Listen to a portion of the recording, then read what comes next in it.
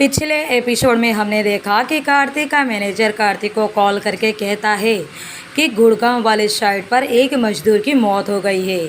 सारे मजदूर मारपीट पर उतर आए हैं तो कार्तिक लोकल पुलिस को कांटेक्ट करने के लिए बोलता है और उसके लिए सिक्योरिटी भेजने की बात भी करता है। मैनेजर कॉल काटता है। मैनेजर का फ़ोन कटने के बाद कार्तिक करण को कॉल करता है। करण एक ही रिंग में फ़ोन उठा लेता है। कार्तिक कुछ कहने को ही होता है लेकिन उससे पहले ही करण बोलता है, कार्तिक मुझे गुड़गांव वाली साइट पर जाना है, वहाँ पर कुछ प्रॉब्लम हो गई है, एक मज़दूर की मौत हो गई है।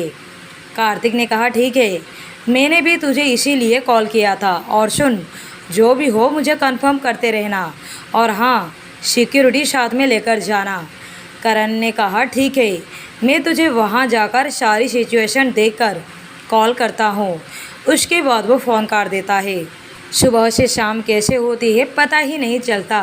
कार्तिक आज बहुत ही ज़्यादा थक चुका था क्योंकि एक तो रात भर लंदन से इंडिया आने की ट्रैवलिंग और उसके बाद सुबह से ही कार्तिक ऑफिस आ चुका था। सुबह से ही वो अपने काम में जुटा हुआ है। दूसरी तरफ अनुराधा अस्पताल से वापस आ रही थी। अनुराधा अपनी इम्पोर्टेंट डॉक्यूमेंट हॉस्पिटल में दाखिल करने गई थी ताकि वो कल से ही हॉस्पिटल ज्वाइन कर सके। अनुराधा अपने फ़ोन में अजय की तस्वीर को जूम करके देख रही थी। अजय की तस्वीर को जूम करके देख रही थी तभी उसे एक ज़ोरदार आवाज़ सुनाई देती है। अनुराधा का कार एक झटके के साथ रुक जाती है। अनुराधा गाड़ी के बाहर देखने लगती है तो सामने एक गाड़ी का भयंकर एक्सीडेंट हो गया था और वो गाड़ी पलटकर उल्टी हो गई थी। जिस गाड़ी ने टक्कर मारी थी वो गाड़ी भी रुक गई थी। उस गाड़ी में से दो आदमी शराब के नशे में धुत बाहर निकलते हैं। सामने की गाड़ी को देखकर एक ने कहा, यार ये तूने क्या कर दिया? मैंने कहा था ना कि तूने ज़्यादा पी ली है, गाड़ी मैं चलाता हूँ, लेकिन फिर भी तूने नहीं सुनी। अब देख ये तूने क्या किया।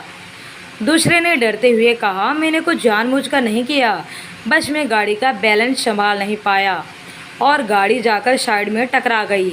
यार मुझे डर लग रहा है, वैसे भी यहाँ पर कोई नहीं है, चल हम यहाँ से निकलते हैं, फालतू के पकड़े जाएंगे। वो दोनों फिर आपस में अपनी गाड़ी में बैठकर वहाँ से चले जाते हैं। अनुराधा की गाड़ी थोड़ी दूर पर थी। अनुराधा गाड़ी के बाहर का नज़ारा साफ देख पा रही थी। जब वो दोनों आदमी वहाँ से चले जाते हैं तो अनुराधा को अजीब लगता है। अनुराधा को लगा था कि ये दोनों आदमी उस आदमी की मदद करने के लिए आ रहे हैं, लेकिन ये दोनों आदमी तो वहाँ से बिना कुछ करे ही चले गए। अनुराधा अपनी गाड़ी से बाहर निकलती है और उस गाड़ी के पास आकर देखती है एक आदमी ड्राइविंग की सीट पर जख्मी हालत में था। सीट बेल्ट लगाने की वजह से वो आदमी भी उल्टा ही था। अनुराधा ने उस आदमी के चेहरे को देखा तो वो उसे पहचान नहीं पाई, लेकिन समझ गई कि ये आदमी बहुत ही ज़्यादा जख्मी है। अनुराधा अपना हाथ बढ़ाकर उस आदमी की पल्स चेक करती है। उस आदमी की नाड़ी बहुत धीरे चल रही थी। अनुराधा अपने ड्राइवर की मदद से उस आदमी को बाहर निकालती है और फिर पानी की बोतल से उसके चेहरे पर लगे खून को साफ करती है। उसका चेहरा अनुराधा की आंखों के सामने था तो अनुराधा के दिल की धड़कन ही जैसे रुक जाती है। अनुराधा की आंखें बड़ी हो जाती है। अनुराधा की आंखों में आंसू आ जाते हैं और अनुराधा उसका चेहरा थपथपाते हुए बोलती है, अजय, अजय आंखें खोलो, अजय आंखें खोलो अपनी। लेकिन अजय अपनी आंखें नहीं खोलता। अनुराधा ड्राइवर की मदद से अजय को अपनी गाड़ी में ले जाकर लेटा देती है और खुद उसकी बाजू में बैठ जाती है। जल्दी से हॉस्पिटल जाने के लिए बोलती है। थोड़ी ही देर के बाद डॉक्टर अजय को चेक कर रहे थे और अनुराधा भी डॉक्टर के साथ ही खड़ी थी। डॉक्टर अनुराधा को बोलते हैं कि सर्जरी करना पड़ेगा, उनके ब्रेन में काफ़ी गहरी चोट आई है। तो अनुराधा कहती है, तो फिर आप किसका इंतज़ार कर रहे हैं, जल्दी से इनका सर्जरी कीजिए। अनुराधा को परेशान देखकर डॉक्टर ने अनुराधा से कुछ कहने ही वाला था कि तभी अनुराधा ने चिल्लाकर कहा, नर्स, नर्स ओटी तैयार करो फास्ट। अनुराधा कपड़े बदलने के लिए चली जाती है। थोड़ी ही देर में वो फुल डॉक्टर के अवतार में आ चुकी थी। अजय को ओटी में शिफ्ट कर दिया गया था। सर्जरी की सारी तैयारी कर दी गई। अनुराधा ओटी में जा रही थी तभी वहाँ के सीनियर डॉक्टर ने आकर अनुराधा को रोकते हुए कहा, देखिए डॉक्टर अनुराधा, अभी तक आपने हमारी हॉस्पिटल को ज्वाइन नहीं किया है, इसलिए हम आपको सर्जरी करने की परमिशन नहीं दे सकते। आप सर्जरी नहीं कर सकती। अनुराधा ने गुस्से में जलती हुई निगाहों से उस डॉक्टर को देखती है और फिर बहुत ही गुस्से में बोलती है, डॉक्टर मेरे रास्ते से हट जाइए, कहीं ऐसा ना हो कि आप किसी भी हॉस्पिटल में सर्जरी करने के लायक ही ना बचे, आपका लाइसेंस सुबह तक कैंसिल ना हो जाए। आप जानते हैं कि आप किसे रोक रहे हैं? अनुराधा सक्सेना को। अनुराधा की बातें सुनकर डॉक्टर भी डर जाता है, रास्ते से हट जाता है। अनुराधा एकदम से आगे बढ़ती है, तभी डॉक्टर फिर उसे रोकते हुए बोलता है, डॉक्टर अनुराधा, ये पुलिस का केस है, कम से कम आपको पुलिस के आने का वेट करना चाहिए। अनुराधा अंदर जाते हुए बोलती है, पुलिस को आप संभाल लीजिए, कुछ तो काम करिए मुझे रोकने के अलावा। अनुराधा अजय के पास आती है। अजय की बॉडी पर काफ़ी सारे जख्म थे, कांच के कई सारे टुकड़े उसकी बॉडी में चुभे हुए थे, उसके सिर में लगे हुए थे। अनुराधा अजय को देखते हुए अपना मास्क अपने मुंह पर लगाती है और मन ही मन बोलती है, मैं आपको कुछ भी नहीं होने दूंगी। और फिर अनुराधा सर्जरी शुरू करती है। दूसरी तरफ कार्तिक घर पहुंचता है। वो आज बहुत ही थका हुआ था, इसलिए उसने खाना खाने से साफ मना कर दिया। वो अपने कमरे में जाता है, वॉशरूम में जाकर फ्रेश हो जाता है और आकर बेड पर गिर जाता है। सृष्टि थोड़ी ही देर में खाने का प्लेट लेकर कार्तिक के कमरे में आती है तो देखती है कि कार्तिक सो चुका है। उसे देखकर सृष्टि सोच में पड़ जाती है कि वो कार्तिक को उठाए या नहीं, लेकिन वो कार्तिक को भूखे कैसे सोने दे सकती है, इसलिए हिम्मत करके कार्तिक को उठाती है। सृष्टि कार्तिक को उठाने की कोशिश करती है तो कार्तिक अपनी अलसाई आवाज़ में बोलता है, वाइफी मैं आज बहुत ज़्यादा थक गया हूँ, मुझे खाना नहीं खाना, बस सोने दो। सृष्टि ने कहा, मैं आपको सोने से कहाँ मना कर रही हूँ, खाना खा लीजिए फिर सो जाइएगा। लेकिन कार्तिक इस बार सृष्टि से कोई जवाब नहीं देता। तो सृष्टि ने एक निवाला अपने हाथों में लेकर कार्तिक की तरफ बढ़ाते हुए कहा, मैं आपको खिला दूँ। सृष्टि की आवाज़ सुनकर कार्तिक अपनी आंखें खोलकर सृष्टि को देखता है तो सृष्टि के हाथों में निवाला था, जो सृष्टि कार्तिक के होठों के पास ही किया हुआ था। कार्तिक ने अपना मुंह खोलकर निवाला खा लेता है और फिर सृष्टि ऐसे ही कार्तिक को सारा खाना खिला देती है। कार्तिक सोते हुए खाना खा लेता है। खाना खाने के बाद कार्तिक सो जाता है। सृष्टि खाने का ट्रे लेकर किचन में वापस आ जाती है। उसके बाद फिर वो अपने कमरे में चली जाती है। फिर कमरे में चक्कर लगाते हुए खुद में बड़बड़ाती है, क्या करूँ, उनके पास जाऊँ या नहीं? उन्होंने ऐसा कुछ कहा तो नहीं कमरे में आने के लिए, उन्हें बोलना तो चाहिए था। और अगर मैं उनके पास नहीं गई और उन्हें फिर से मुझे अपने पास न पाकर गुस्सा आया तो हे भगवान, कैसा इंसान है ये, साफ साफ बोल नहीं सकता था कि मेरे पास मेरे कमरे में आकर सो जाओ। उसने खुद में बड़बड़ाते हुए कहा, क्या करूं, जाऊं तो प्रॉब्लम और न जाऊं तो भी प्रॉब्लम। काफ़ी सोचने के बाद सृष्टि ने खुद से कहा, एक काम करती हूँ, अभी यहीं सो जाती हूँ, सुबह का सुबह को देखेंगे। वैसे भी अनुराधा का मैसेज आया था कि वो आज रात हॉस्पिटल में ही रुकने वाली है, तो मैं यहीं सो जाती हूँ, जो होगा सुबह देखा जाएगा। दूसरी तरफ हॉस्पिटल में 3 घंटे के बाद अनुराधा की सर्जरी कंप्लीट होती है। अनुराधा ने राहत की सांस ली। अनुराधा हॉस्पिटल के थिएटर के बाहर निकलकर सीधा वॉशरूम में जाती है। थोड़ी देर के बाद चेंज करके वापस अजय के पास आती है। दूसरे डॉक्टरों ने पट्टियाँ कर दी थी। अनुराधा अजय के पास आकर देखती है तो अजय के चेहरे पर ऑक्सीजन का मास्क लगा हुआ था, सिर पर और हाथों पर पट्टी बंधी हुई थी, सीने पर भी पट्टी बंधी हुई थी। अनुराधा डॉक्टर का अवतार छोड़कर अब इस वक्त अजय के सामने एक तरफा प्रेमिका बनकर खड़ी थी। वैसे तो ऑपरेशन थिएटर में किसी का जाना अलाउड नहीं होता है, लेकिन अनुराधा एक डॉक्टर थी, उसने अजय की सर्जरी की थी, इसलिए अनुराधा अजय के पास रुक जाती है। वो उसे बहुत ही प्यार से देख रही थी और फिर उसके चेहरे पर झुककर उसके माथे पर प्यार से एक किस करती है। फिर अनुराधा ऐसे ही अजय के पास एक स्टूल लेकर सारी रात बैठी रहती है। दूसरी तरफ कार्तिक भी इतना थका हुआ था कि उसे पूरी रात सृष्टि का ख्याल ही नहीं होता है कि सृष्टि उसके पास है या नहीं। यहाँ सृष्टि को अपने कमरे में नींद ही नहीं आ रही थी, क्योंकि इन कुछ दिनों में सृष्टि को कार्तिक के बाहों में सोने की आदत लग चुकी थी।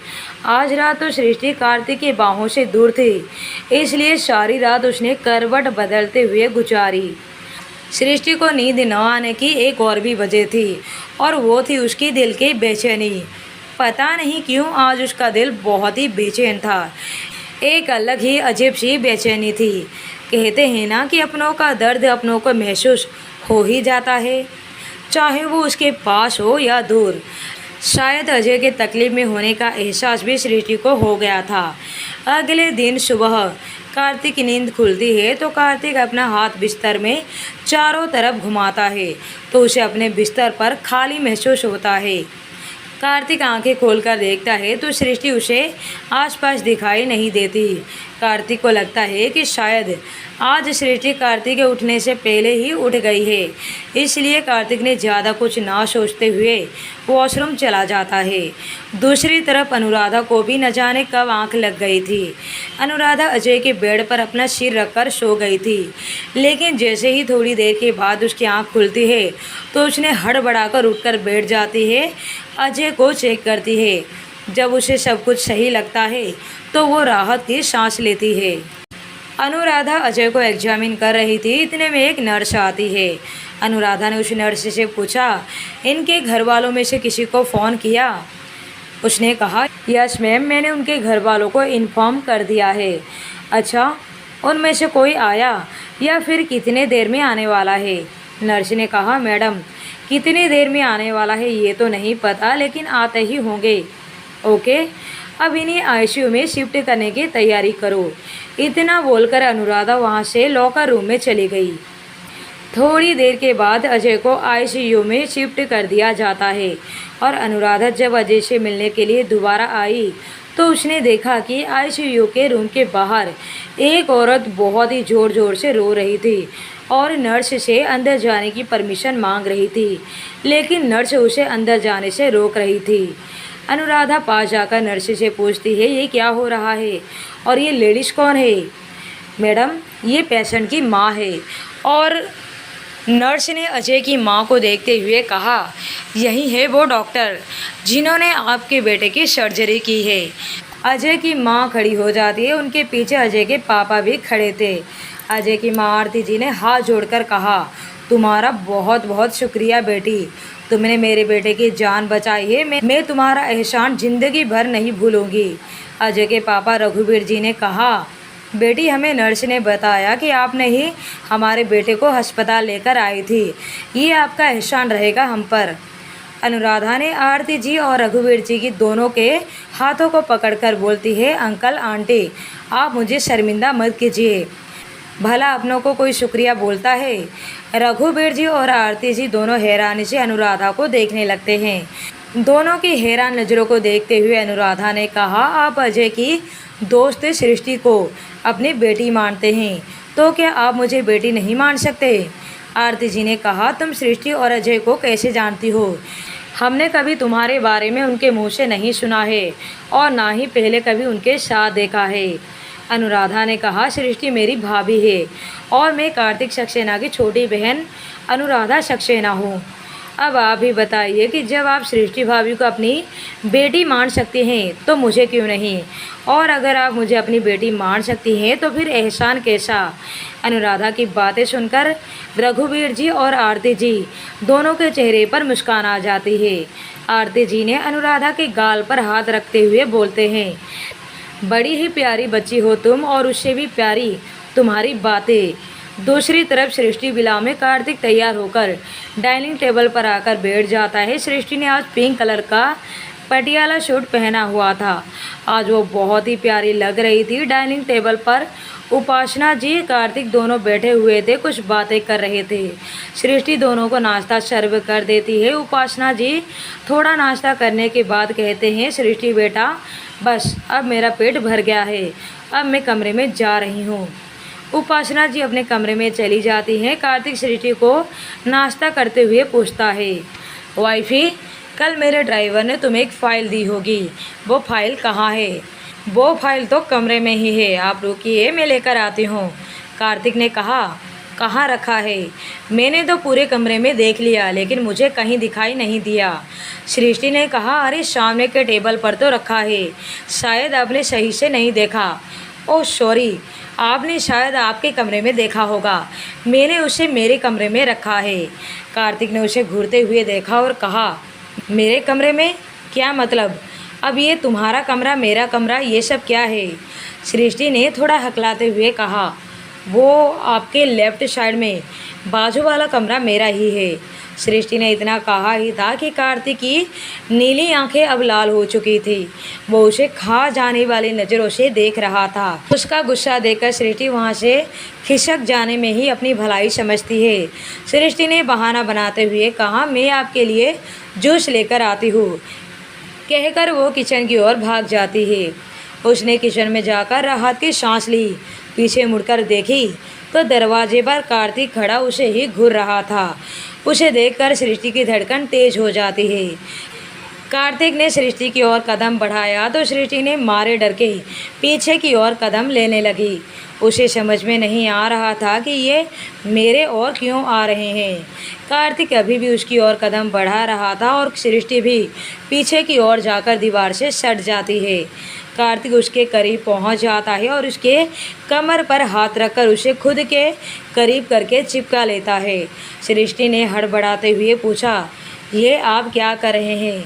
ये किचन है, कोई भी कभी भी आ सकता है। कार्तिक ने बड़े आराम से जवाब दिया, पता है मुझे। सृष्टि ने खुद को छुड़ाने की कोशिश करते हुए कहा, पता है तो छोड़ दीजिए मुझे। कार्तिक ने कहा, बिल्कुल नहीं। उसने अपने होठ सृष्टि के होठ से जोड़ लिए। एक लंबी डीप किस करने के बाद वो उसके कंधे और कॉलर बोन की तरफ बढ़ गया, जहां वो किस करते हुए बाइट कर रहा था। वो इतनी ज़ोर से बाइट कर रहा था कि सृष्टि के मुंह से हर बाइट के साथ आह निकल रही थी।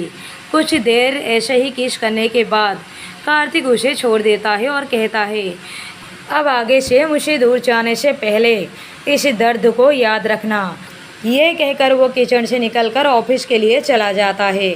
सृष्टि वहीं अबाक खड़ी थी। उसे कार्तिक का ऐसा पनिशमेंट देने का तरीका समझ में नहीं आ रहा था।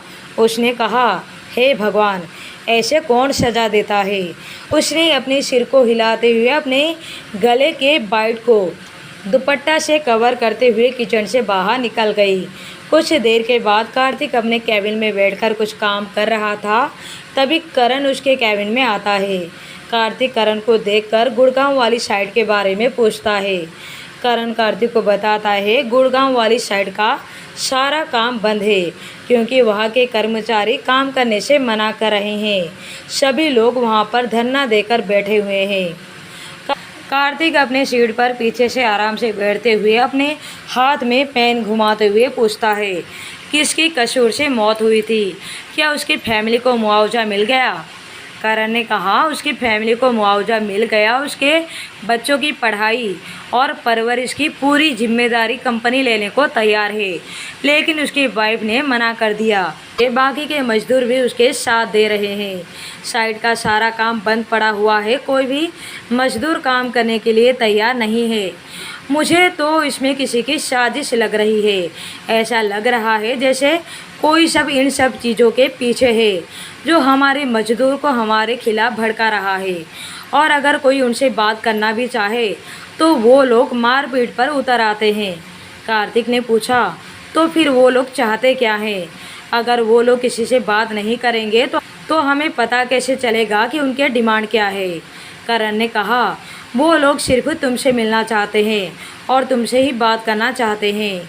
वो लोग चाहते हैं कि तुम वहाँ पर जाओ, उनसे बात करो। मुझे ऐसा लगता है कि कोई है जो तुम्हें वहाँ पर बुलाना चाहता है।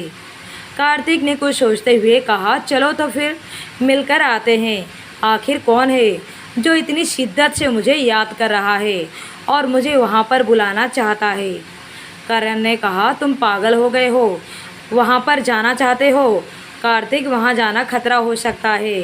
कार्तिक ने बेपरवाही से कहा, अब तो जो होगा वहाँ जाकर ही पता चलेगा। कार्तिक और करण आपस में बातें कर रहे थे कि तभी उनका दरवाज़ा नॉक होता है। कार्तिक ने कहा, कम इन। तब वरुण अंदर आता है। कार्तिक ने वरुण से पूछा, सारी तैयारियां हो गई है? वरुण ने कहा, जी सर, सारी तैयारियां हो गई है, हम चलने के लिए तैयार है। करण हैरानी से वरुण को तो कभी कार्तिक को देखता है और कहता है, मतलब तूने पहले से ही डिसाइड कर लिया था कि तुझे गुड़गांव वाली साइड पर जाना है? कार्तिक ने कहा, हाँ, और जल्दी से खड़ा हो क्योंकि तू भी मेरे साथ चल रहा है। करण ने कहा, मुझे पता है तू एक नंबर का कमीना है। कार्तिक ने मुस्कुराते हुए करण के कंधे पर हाथ रखते हुए कहा, हाँ पता है, तू ही हर रोज़ मुझे याद दिलाता है। करण अपनी गर्दन को नाव में हिलाते हुए कार्तिक के साथ गुड़गांव के लिए निकल जाता है। अब आगे की कहानी सुनने के लिए बने रहिए लव आफ्टर डिवोर्स पर।